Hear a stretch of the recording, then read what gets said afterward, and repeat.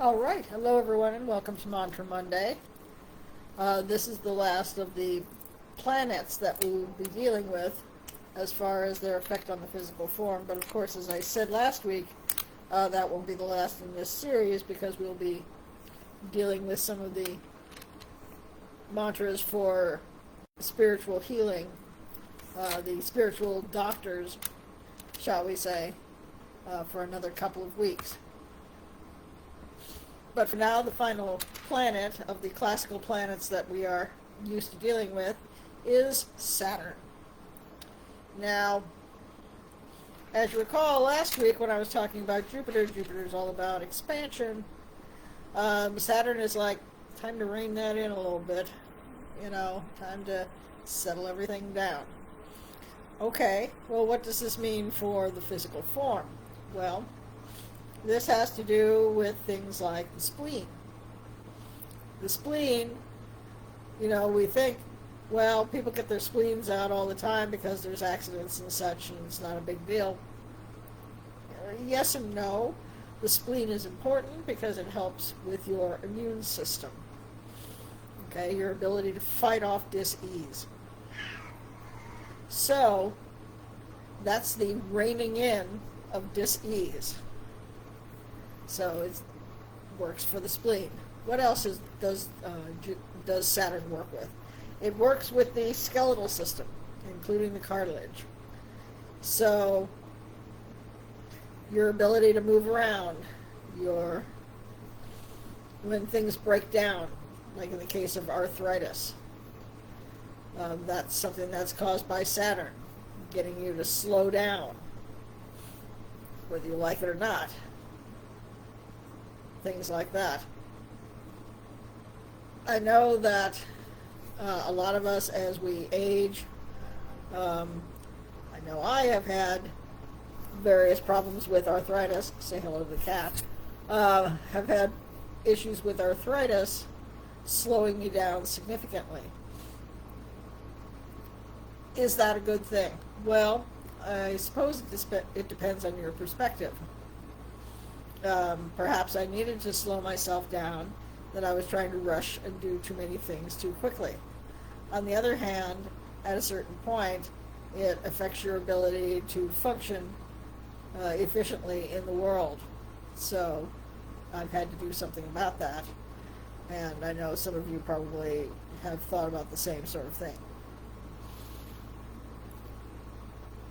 Other things. The skin. The skin is your protective covering. That largest organ of your body, yes, it is an organ. The largest organ of your body, which can give out warning signals when things are not as they should be. As any of you have found, if you've had an allergic reaction to something, often that manifests itself first, when it's trying to be nice about it, in the skin. And if you don't take that warning seriously, it will manifest in more severe ways. But the skin is where it often shows up first, in the form of a rash or hives or things like that. So taking care of the skin is important, and of course, as we know, the skin is what's holding that whole physical form together. It's the constraint that we have chosen to take on when we come into form. When we're on the other side of the veil, there's no form. We can be anywhere and everywhere, all places at all times. But when we decide we want to come into form, then, we are constrained to be in this particular form. And that limits what we can do and where we can go. Important, but, a bit frustrating. What else for Saturn? If you deal with the correlations with the Western zodiac, Saturn is said to be important for the lower leg from below the knee to the ankle. Now, for you Western zodiac people, that corresponds to Capricorn and Aquarius, particularly the ankle for Aquarius, which is, in the classical sense, Aquarius was ruled by Saturn until we found Uranus. So if you're wondering, well, why would that be? Why is Saturn concerned with the ankle? Because that's classically in Western zodiacal tradition that Aquarius dealt with the ankle, and Saturn was the ruling planet for Aquarius until Uranus came onto the scene, that we recognized its presence. I have found that to be a very important correlation to keep in mind, as my ankles can be a little janky, and I am likely to roll my ankle on a regular basis. So if you have ankle issues like I do, you may want to consider whether Saturn might be able to give you a little help with that. Okay, more things for Saturn. Now, we had spoken earlier about the pituitary when we were talking about Jupiter, that it's about growth. But there are other things that the pituitary has control of, and that has to do with the natural body form that you find yourself in. In the Vedic tradition, there are 3 different types of bodies. There is the Vata type, which is the, thin, vibrating body type. The type that we're talking about, the ones that are constantly in motion and eats everything they like and never gains a single pound. That's the Vata type. And there's the Pitta type, which is the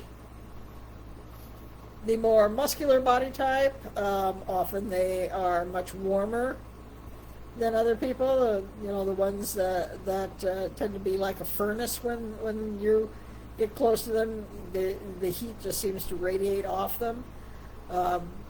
Well-muscled, well-proportioned. That's the Pitta type. And then there's the Kapha type. Those people who are larger. Soft skin, might be oilier, moves at a slower pace, is more comfortable at that. Things are a little cooler for them. The world moves at a much different pace for them than it does for the Vatas. The Vatas are sort of vibrating all around a Kapha, just like a little, fly buzzing around a light. So these aspects of what the pituitary gland controls are also an aspect that Saturn has an influence on. Now that's a lot.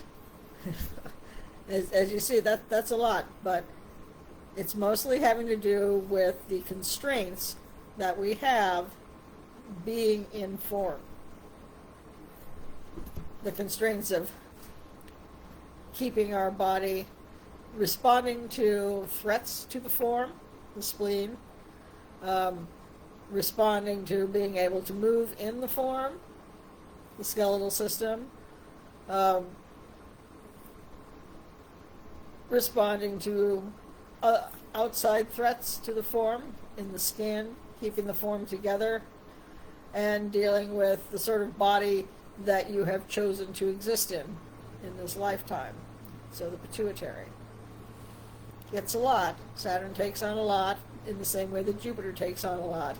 When Jupiter is all about, hey, let's get bigger and bigger, Saturn's like, whoa, at a certain point, things are a little big and we get a little out of control. Let's settle everything back down. Now, when Saturn changes signs in the Western zodiac, that can have a profound effect, because those influences that you find for that particular sign sort of come to not necessarily a screeching halt, but they are given a good solid, hey, let's settle things down a bit more. That happens every 2.5 years.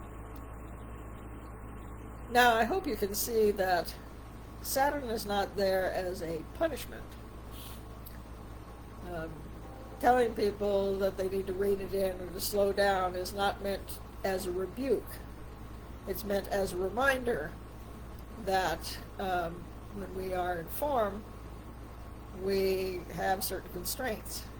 And even from a spiritual level, we are only to a certain level in our development. And if we try to move too fast, we can run into some issues that we will then have to slow down in order to take care of.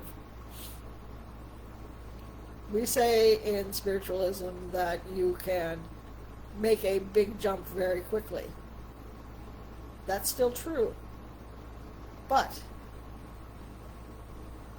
Saturn is there to say, congratulations, you've made that big jump. Now let's take a moment to see how the landscape looks now, because things are different. Taking that moment to touch grass is not a bad thing. It's there to allow you to get a feel for how things are now, to get the lay of the land, to see how things have changed, to see how you have changed, and to see how you can move from that point forward. Then you can be ready for the next expansion that you have in your life, which is how we're all working.